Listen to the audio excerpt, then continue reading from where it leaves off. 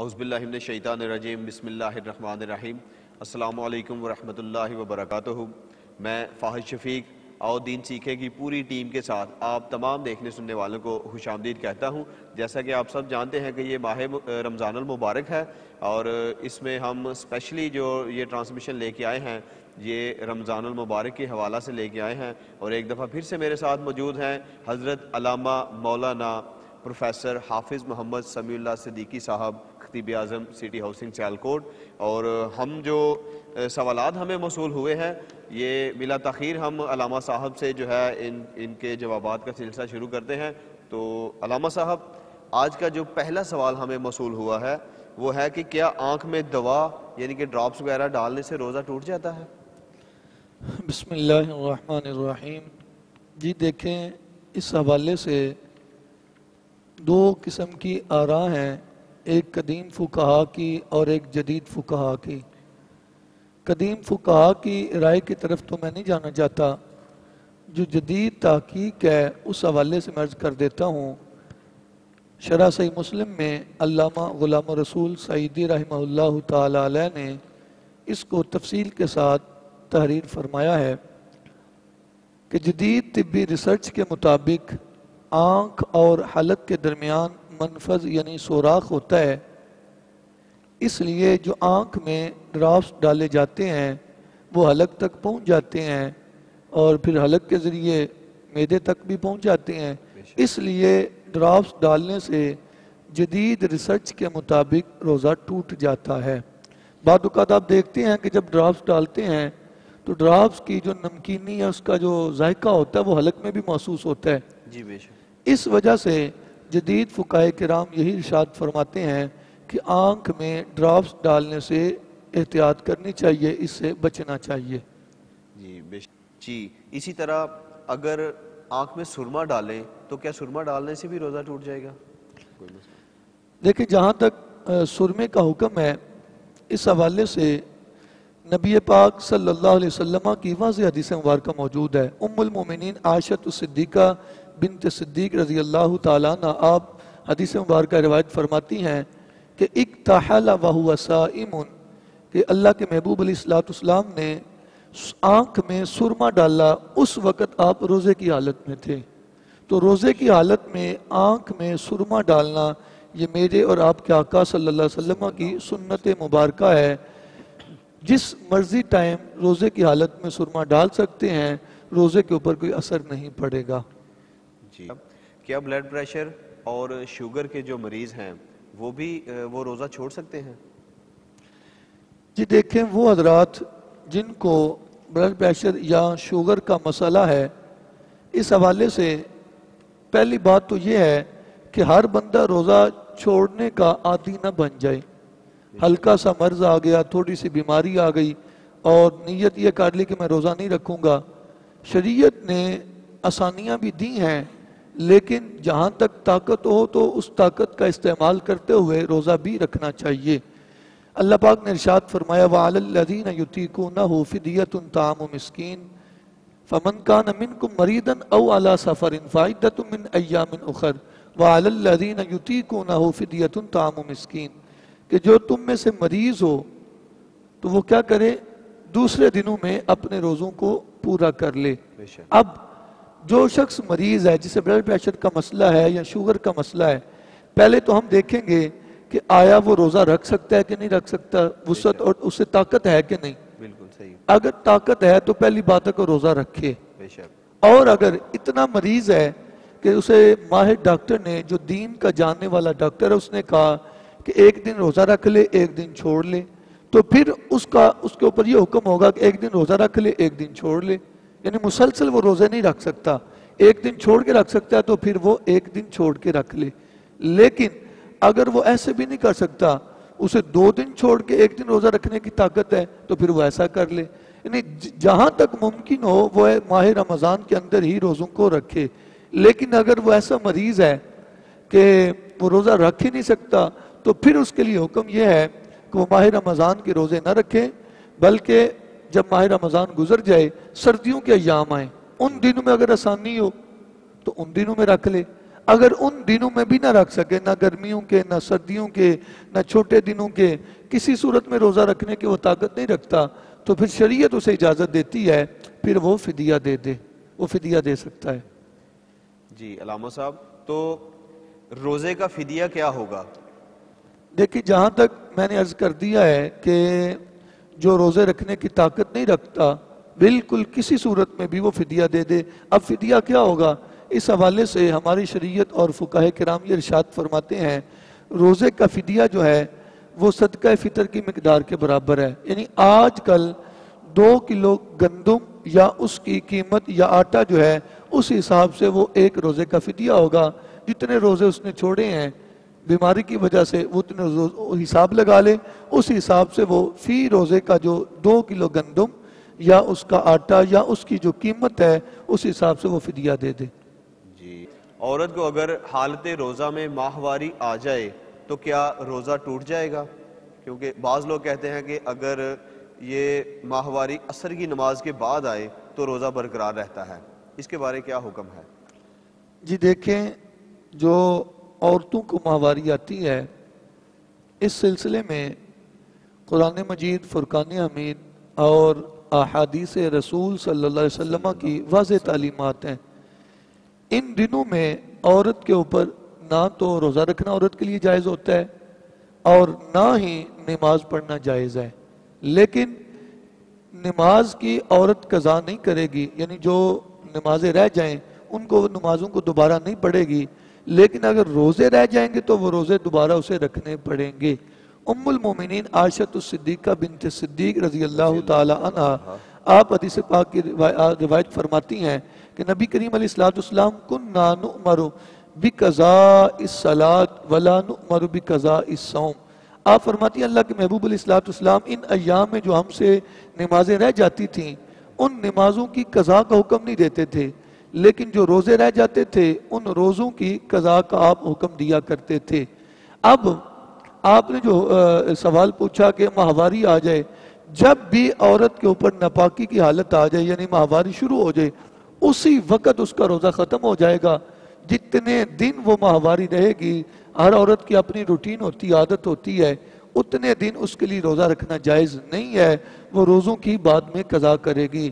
آپ کا اگلا سوال یہ تھا کہ آیا عصر کے بعد بھی اگر یہ معاملہ شروع ہو، پھر بھی بعد جو حضرات کہتے ہیں کہ روزے کے اوپر کوئی اثر نہیں پڑتا، دیکھیں وہ دن کے پہلے وقت میں ہو یا آخری وقت میں، اگر عصر کے بعد بھی یہ ماہواری شروع ہو گئی ہے تو پھر بھی شریعت ہماری یہی کہتی ہے عورت کا روزہ اسی وقت ٹوٹ جائے گا، اور ماہ رمضان کے بعد اس روزے کی وہ قضا کرے گی، عصر کے بعد ہو یا پہلے ہو اسی وقت روزہ ٹوٹ جائے اس سے گا، کوئی فرق نہیں پڑتا؟ فرق کوئی نہیں پڑتا۔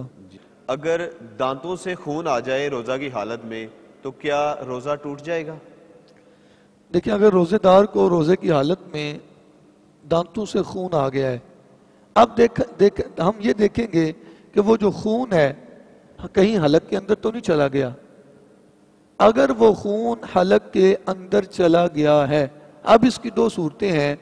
پہلے تو یہ دیکھنا ہوگا کہ وہ جو خون ہے وہ تھوک سے زیادہ تو نہیں ہے، اگر تھوک سے کم ہے تو پھر تو روزہ نہیں ٹوٹے گا، اگر خون غالب آ گیا تھوک کے اوپر پھر وہ روزہ ٹوٹ جائے گا۔ لیکن اگر دوسری صورت بنتی ہے کہ اتنا تھوک آیا کہ اس نے فوراً باہر پھینک دیا، زیادہ بھی آ جاتا ہے لیکن باہر پھینک دیتا ہے، حلق میں نہیں جاتا، تو پھر روزے کے اوپر کوئی اثر نہیں پڑے گا۔ یہ واضح جو ہے کتب فقہ میں موجود ہے، تقریباً فقہ کی ہر کتاب میں یہ مسئلہ موجود ہے۔ جی بالکل، یعنی اگر خون آ گیا تو بندے نے تھوک تھوک دیا دیا تو روزہ برقرار رہے گا۔ ہاں، روزے کے اوپر کوئی اثر نہیں پڑے گا۔ بہت شکریہ علامہ صاحب۔ بعض لوگ کہتے ہیں کہ اگر روزہ نہیں رکھا تو نماز تراویح پڑھنے کا کوئی فائدہ نہیں، یا یوں کہہ لیں کچھ لوگ کہتے ہیں کہ اگر آپ نے نماز تراویح نہیں پڑھی یا نہیں پڑھنی تو روزہ رکھنے کا کیا فائدہ، تو اس کے بارے میں کیا حکم ہے؟ جی دیکھیں اس حوالے سے یہ ہے کہ نماز تراویح ایک الگ عبادت ہے اور روزہ جو ہے یہ الگ عبادت ہے۔ روزہ چونکہ ہر مسلمان عاقل، بالغ اور مقیم پر یہ فرض ہے، اور نماز تراویح سنت مؤکدہ ہے۔ اگر کوئی ایسا شخص ہے کہ کسی عذر کی وجہ سے وہ روزہ نہیں رکھ رہا، مثلا ایک بندہ مسافر ہے، دن بھر وہ سفر میں رہا اور واپس آیا، دن بھر اس نے روزہ نہیں رکھا، سفر میں تھا کہیں، واپس آیا، اب مقیم ہو گیا ہے، اب یہ تو نہیں کہ وہ تراویح بھی چھوڑ دے، تراویح کا الگ حکم ہے اور روزے کا الگ حکم ہے۔ تراویح جو ہے وہ سنت موقدہ ہے، اگر کسی شخص نے روزہ بھی نہیں رکھا اور تراویح اس نیت سے نہیں پڑھا کہ میں نے چونکہ روزہ نہیں رکھا تھا، تراویح چھوڑنے کی وجہ سے وہ سنت کا تارک ہوگا۔ اسی طرح کوئی شخص جو جان بوجھ کے بغیر کسی عذر کے روزہ چھوڑ رہا ہے اور وہ کہتا ہے کہ میں نے تراویح نہیں پڑھی لہذا روزہ کیوں رکھوں، تو پھر وہ روزہ چھوڑنے کی وجہ سے وہ گناہگار ہوگا، ایک فرض چھوڑ رہا ہے اس وجہ سے وہ بھی گناہگار ہوگا۔ لہٰذا یہ کوئی عذر نہیں ہے، یہ کوئی بات نہیں ہے کہ جو تراویح نہیں پڑھتا وہ روزہ نہ رکھے، جو روزہ نہیں رکھتا وہ تراویح نہ پڑھے، ایسی شریعت میں کوئی بات نہیں ہے۔ جی علامہ صاحب، اگر نماز تراویح میں 2 رکعت پر بیٹھنا بھول گیا اور تیسری رکعت کے لیے کھڑا ہو گیا تو اس کے لیے کیا حکم ہے؟ جی دیکھیں، اگر کوئی ایسا شخص ہے کہ جس نے نماز تراویح کی دوسری رکعت کا سجدہ کر لیا، سجدہ کرنے کے بعد اس نے بیٹھنا تھا اتحیات میں لیکن بیٹھا نہیں، تیسری رکعت کے لیے کھڑا ہو گیا، اب اس کے لیے حکم یہ ہے کہ جب تک تیسری رکعت کا سجدہ نہ کرے واپس پلٹ آئے اور آ کر اپنی جو ہے وہ دوسری رکعت کی اتحیات وہاں بیٹھے سجدہ صاف کر کے اپنی نماز کو مکمل کر لے۔ لیکن اگر کوئی ایسا شخص ہے کہ تیسری رکعت کا سجدہ بھی کر دیتا ہے، اب اس کے لیے حکم یہ ہے کہ چوتھی رکعت بھی ساتھ ملا لے۔ جب چوتھی رکعت ساتھ ملا لے گا اس کے لیے 2 رکعت نفل بن جائیں گے اور 2 نماز تراویح ہو جائے گی۔ لیکن اگر کوئی ایسا شخص ہے کہ دوسری رکعت کا سجدہ کرنے کے بعد تھوڑی دیر بیٹھا تھا پھر کھڑا ہوا تیسری کے لیے، تیسری بھی پڑھ لی ساتھ چوتھی بھی ملا لی، اب جو ہے چاروں اس کی رکعتیں تراویح کی شمار ہوں گی۔ عبار شریعت میں بھی ایسا ہی ہے، فتاوی ہندیہ میں بھی اور بھی کتب فقہ میں یہ اسی طرح مسئلہ موجود ہے۔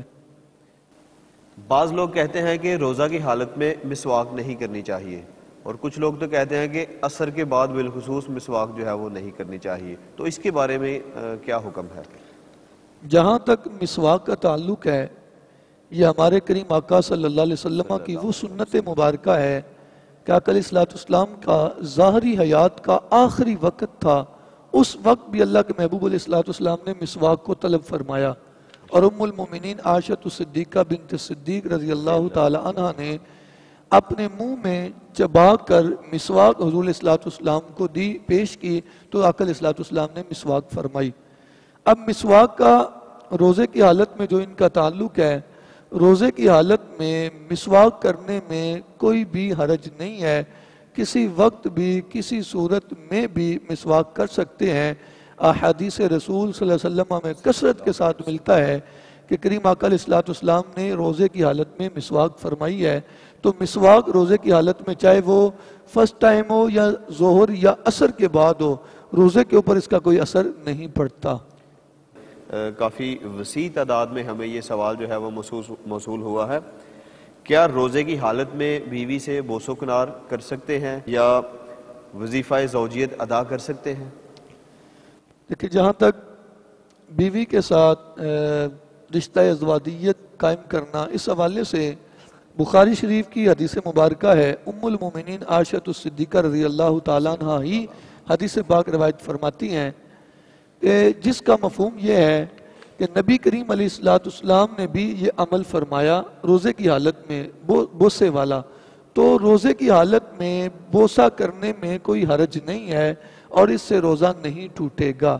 لیکن ایک بات یاد رکھیں، وہ حضرات جو ابھی جوانی کی حالت میں ہیں، چونکہ اگر انہوں نے یہ بوسے والا کام کیا تو خدشہ ہے کہ کہیں وہ جماع کی طرف نہ چلے جائیں، مباشرت کی طرف نہ چلے جائیں، لہٰذا جہاں تک ممکن ہو وہ اس سے گریز ہی کریں، یہی ان کے لیے افضل اور بہتر ہے۔ اور رہا معاملہ وظیفہ زوجیت کا، تو یہ تو روزے کی حالت میں کسی صورت میں بھی جائز نہیں ہے۔ اگر کسی نے روزے کی حالت میں وظیفہ زوجیت یعنی وطی کر لی، مباشرت کر لی، تو اسے جو ہے میاں کو اور بیوی کو روزے کی قضا بھی کرنی پڑے گی اور کفارہ بھی ادا کرنا پڑے گا۔ اس حوالے سے ایک حدیث مبارکہ ہے، بخاری شریف کے اندر موجود ہے کہ کریم آقا علیہ السلام تشریف فرما تھے، ایک شخص آ گیا حضرت ابو ہریرہ رضی اللہ تعالیٰ عنہ حدیث پاک کے راوی ہیں، آ کر عرض کرتے یا رسول اللہ صلی اللہ علیہ وسلم وقعت علی امراتی، آقا میں روزے کی حالت میں تھا کہ اپنی بیوی سے وظیفہ زوجیت ادا کر بیٹھا، آقا میں ہلاک ہو گیا، آقا میں ہلاک ہو گیا، آقا میں ہلاک ہو گیا، یہ وہ عرض کر رہے ہیں۔ تو اللہ کے محبوب علیہ السلام نے جب یہ سنا تو سن کے فرمایا اے میرے غلام حل تاجد راکبہ، کیا تو کو غلام پاتا ہے کہ اسے آزاد کر دے؟ عرض کیا یا رسول اللہ صلی اللہ علیہ وسلم اللہ میرے پاس کوئی غلام نہیں ہے، غریب آدمی ہوں تو میرے پاس طاقت نہیں ہے، لہٰذا یہ مجھ سے نہیں کام ہو سکے گا۔ اب اللہ کے محبوب علیہ السلام نے مزید ارشاد فرمایا کیا تو 60 دن کے مسلسل روزے رکھنے کی طاقت رکھتا ہے؟ عرض کی یا رسول اللہ صلی اللہ علیہ وسلم اللہ نہیں، یہ طاقت بھی میرے اندر نہیں ہے۔ پھر حضور علیہ السلام نے ارشاد فرمایا کیا تو 60 مساکین کو کھانا کھلانے کی طاقت رکھتا ہے؟ حضور علیہ السلام نے جب یہ سوال کیا تو آگے سے عرض کی یا رسول اللہ یہ بھی میرے اندر وسعت نہیں ہے، غریب آدمی ہوں۔ اب اس حدیث میں 3 قسم کے کفارے ملتے ہیں۔ پہلی بات تو یہ ہے کہ اگر کوئی شخص روزے کی حالت میں اپنی بیوی سے وظیفہ زوجیت ادا کر لے تو روزے کا کفارہ کیا ہوگا؟ غلام آزاد کرے۔ چونکہ آج کل غلام نہیں ہے لہٰذا اب تو وہ غلاموں والا ٹرینڈ ختم ہو گیا، وہ نہیں ہوگا۔ اب دوسری صورت یہ ہے کہ وہ 60 دن کے لگاتار روزے رکھے، درمیان میں ایک بھی روزہ مس ہوا تو پھر نئے سرے سے رکھنا پڑیں گے۔ دوسری بات اب آگے تیسری قسم کیا ہوگی؟ وہ 60 مسکینوں کو کھانا کھلاتے تو یہ جو ہے اس کے روزے کا کفارہ ہو جائے گا۔ اب برکت کے لیے وہ حدیث مبارکہ بھی مکمل کر دیتا ہوں کہ یا رسول اللہ صلی اللہ علیہ وسلم صحابی رسول عرض کہتے ہیں آقا وہ میں تینوں چیزوں کی طاقت نہیں رکھتا۔ اب حضور اسلام نے ارشاد فرمایا بیٹھ جا، وہ صحابی رسول بیٹھ گئے۔ ابھی بیٹھے ہی تھے کہ ایک شخص آ گیا، کھجوروں کا ٹکڑا اٹھایا ہوا ہے، بارگاہ رسالت میں پیش کیا۔ جب حضور اسلام کی بارگاہ میں پیش کیا حضور اسلام نے فرمایا وہ شخص کہاں ہے کہ جو اپنا مسئلہ لے کے آیا تھا؟ بارگاہ رسالت میں حاضر کیا گیا۔ حضور اسلام نے ارشاد فرمایا اچھا ایسا کر، یہ ٹکڑا اٹھا اور لے جا اور جا کے مدینے کے غریبوں میں تقسیم کر دے، تیرا کفارہ ادا ہو جائے گا۔ اب وہ عرض کرتا ہے یا رسول اللہ صلی اللہ علیہ وسلم مدینے شریف میں مجھ سے بڑھ کے غریب ہی کوئی نہیں ہے، میں خود بڑا غریب آدمی ہوں، میں بڑا حاجت مند ہوں، میرے گھر بڑے غریب آدمی ہیں۔ اب حضور علیہ السلام نے جب یہ جملہ سنا تو فضحک النبی صلی اللہ علیہ وسلم حتی بدت انیابہ، آقا علیہ السلام مسکرا پڑے، اتنا مسکرائے کہ آقا علیہ السلام کی جو داڑھیں مبارک تھیں وہ بھی ظاہر ہو گئی مسکرانے کی وجہ سے کہ کفارہ بھی ادا کرنا ہے اور آگے سے عرض کر رہا ہے کہ میرے گھر سے بڑھ کے غریب ہی کوئی نہیں ہے۔ اب اللہ کے محبوب علیہ السلام نے ارشاد فرمایا جا پھر ایسا کر، لے جا، خود کھا، گھر والوں کو کھلا، اللہ تعالیٰ تیرا کفارہ جو ہے وہ پورا فرما دے گا۔ یہ حضور علیہ السلام کا اس سے اختیار بھی ثابت ہوتا ہے، یہ حضور علیہ السلام کا اختیار ہے کہ حضور جو چاہیں شریعت میں جیسے چاہیں، صاحب شریعت نبی ہیں تو حضور علیہ السلام اپنے اختیار استعمال فرما سکتے ہیں۔ لیکن یہ تو ان کے لیے تھا نا، آج کے دور میں ہمارے لیے تو پہلی یہ خصوصیت حضور علیہ السلام نے صحابی کے لیے فرمائی ہے، وہ تو ان کے لیے تھا۔ جی بالکل، تو آج کے دور میں ہمارے لیے صرف پہلی 3 ہی جو شرائط ہیں وہی ہیں، بلکہ 3 بھی نہیں، کیونکہ آج کل تو غلام کا دور بھی نہیں ہے۔ تو یا تو آپ وہ 60 روزے رکھیں گے بالترتیب بلا ناغہ، یا پھر آپ جو ہے وہ 60 مساکین کو جو ہے وہ کھانا کھلائیں گے۔ جی بہت شکریہ علامہ صاحب، بڑے اچھے طریقے سے آپ نے آگاہی فراہم کی۔ سحری کی نیت کرنے کے بعد، یعنی ایک شخص نے سحری کھا لی تو اس کے بعد اس نے نیت کر لی، لیکن ابھی سحری میں وقت باقی ہے، تو کیا وہ دوبارہ کچھ کھا پی سکتا ہے؟ ابھی اذان کو کافی وقت ہے، تو کیا وہ کھا پی سکتا ہے کچھ؟ یہ دیکھیں یہ تو کوئی اتنا مبہم مسئلہ نہیں تھا پوچھنے والے کا۔ بہرحال یہ ہے کہ اگر کسی شخص نے سحری کر لی، نیت بھی کر لی، لیکن ابھی وقت باقی ہے، وقت اتنا ہے کہ ابھی مثال کے طور پہ آدھا گھنٹہ ہے، گھنٹہ ہے، 20 منٹ ہیں، تو اب جتنی دیر اختتام سحر نہیں ہوتا، سحری کا وقت ختم نہیں ہوتا، تو روزہ رکھنے والا بے شک نیت کر لی ہوئی ہے، اختتام سحر تک جو چاہے وہ کھا سکتا ہے، پی سکتا ہے، کھانے پینے میں کوئی حرج نہیں ہے۔ علامہ صاحب کون سے ایسے ایام ہیں جن میں خاص طور پہ روزہ رکھنے سے منع کیا گیا ہے؟ کیونکہ روزہ تو ویسے تو سارا سال ہی اس آپ رکھ حوالے سے سکتے ہیں. جی نبی پاک صلی اللہ علیہ وسلم کی واضح حدیث مبارکہ حضرت ابو سعید خدری رضی اللہ تعالیٰ عنہ حدیث پاک کے راوی ہیں. آپ فرماتے ہیں نہا رسول اللہ صلی اللہ علیہ وسلم ان صیام یومین یوم الفطر و یوم الاضحیٰ او کما قال علیہ الصلوۃ والسلام. اللہ کے محبوب علیہ الصلوۃ والسلام نے 2 دن کے روزے رکھنے سے ہمیں منع فرمایا. وہ کون سے تھے؟ ایک عید الفطر اور ایک عید الاضحیٰ کا دن، یہ 2 دن. پھر اس حوالے سے ایک اور حدیث مبارکہ ہے کہ نبی کریم علیہ الصلوۃ والسلام نے ایام تشریق کے روزے رکھنے سے منع فرمایا. ایک اور حدیث مبارکہ نبی علیہ الصلوۃ والسلام نے ارشاد فرمایا لا تصوموا هذه الايام، ان دنوں کے روزے نہ رکھو. یعنی وہ دن کون سے ہیں؟ عید الفطر اور 10 تا 13 ذی الحجہ، یعنی 10 11 12 اور 13 4 دن یہ بنتے ہیں، اور ایک دن عید الفطر کا بنتا ہے. اللہ کے محبوب علیہ الصلوۃ والسلام نے یہ 5 دن ہے، ان 5 دنوں میں روزہ رکھنے سے منع فرمایا ہے. فرمایا یہ کھانے پینے کے دن ہے، لہٰذا ان دنوں میں روزہ نہ رکھا جائے. جی بہت شکریہ. تو یہ تھے وہ تمام سوالات جو آپ لوگوں نے ہم تک پہنچائے، اور ہم نے جو ہے کوشش کی کہ حضرت علامہ مولانا پروفیسر حافظ محمد سمیع اللہ صدیقی صاحب خطیب اعظم سٹی ہاؤسنگ سیالکوٹ ان کے تھرو آپ تک پہنچانے کی. تو اب میں انتہائی مشکور ہوں جو آؤ دین سیکھیں کی پوری ٹیم ہے، جس میں ہمارا ساتھ دیا متین پروڈکشن نے، ایم ایس پروڈکشن کے نام سے ڈسکا میں ان کا سیٹ اپ ہے. میں بہت شکریہ ادا کرتا ہوں متین بھائی کا، اور بالخصوص میں شکریہ ادا کرتا ہوں جناب ہمارے مہمان خصوصی حضرت علامہ مولانا پروفیسر حافظ محمد سمیع اللہ صدیقی صاحب. آپ کا بھی میں مشکور ہوں، آپ نے وقت نکالا اور سوالات کے جواب دینے کے لیے تمام دوستوں کے آپ تشریف فرما ہوئے. تو جانے سے پہلے میں ایک گزارش کرنا چاہوں گا کہ رمضان المبارک، ماہ رمضان المبارک ہے، اور ہمارے یہاں پہ آج کل بہت بڑا مسئلہ بنا ہوا ہے وبا کی جو صورت میں، کرونا وائرس کی صورت میں. تو کوشش کریں کہ اپنے آس پاس کے لوگوں کا بہت سا خیال رکھیں، اسپیشلی جو مزدور طبقہ ہے ان کا خیال رکھیں، تاکہ آپ کے تھوڑا سا خیال رکھنے سے ان لوگوں کے گھر میں چولہا جل سکتا ہے. ہم سب جانتے ہیں کہ آج کے جو یہ ایام چل رہے ہیں، ان ایام میں کتنی جو دیہڑی دار طبقہ، میں اسٹریٹ فارورڈ کہہ دیتا ہوں، وہ سفید پوش لوگ ہوتے ہیں، کسی کے آگے ہاتھ بھی نہیں کرتے. تو کوشش کریں کہ خود دیکھیں، خود سوچیں کہ کون سے لوگ مستحق ہیں. اور میں یہ نہیں کہتا کہ بہت زیادہ کریں، لیکن کوشش کریں اتنا کر دیں کہ کم سے کم ایک وقت کا کھانا وہ آپ کی وجہ سے کھا سکیں. تو اس طرح سب لوگ اپنے اپنے حصے کا خیال رکھیں گے تو اس طرح کے جو سفید پوش لوگ ہیں ہم ان کی مدد کر سکتے ہیں. تو آؤ دین سیکھیں کی پوری ٹیم کی جانب سے میں تمام کے تمام دیکھنے والوں کو جو ہے ان کا شکریہ ادا کرتا ہوں. اگر آپ کو سوالات کے جوابات جو ہیں وہ ملے ہیں تو کائنڈلی ہمارے چینل کو سبسکرائب کریں، اور ہمارے فیس بک پیج کو لائک کریں، فالو کریں، اور ہماری ویڈیوز جو ہیں ان کو زیادہ سے زیادہ شیئر کریں. تھینک یو سو مچ. اللہ حافظ. اگر کسی شخص کو دعائے قنوت نہیں آتی تو اس کے لیے کیا حکم ہے؟ جی دیکھیں کہ دعائے قنوت کا پڑھنا وتر کی نماز میں، یہ رمضان المبارک میں بالخصوص لوگ یہ مسئلہ پوچھتے ہیں دعائے قنوت کے حوالے سے. مطلقاً وتر میں کسی بھی دعا کا پڑھنا جو معصور ہے یہ واجب ہے، اور دعائے قنوت کا پڑھنا یہ سنت ہے.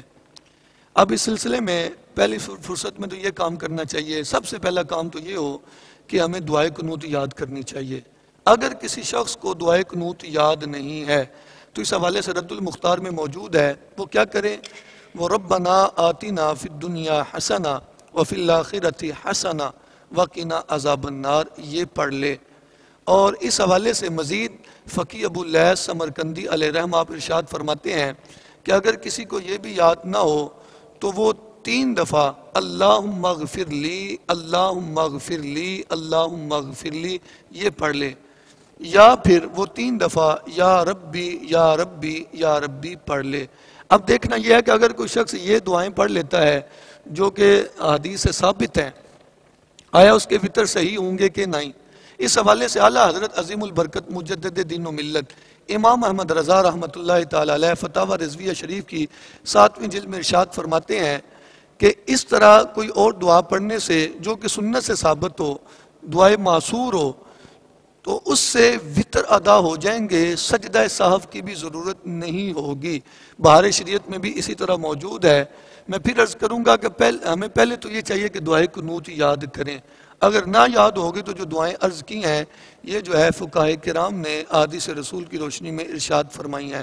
اللہ و رسولہ عالم بالصواب۔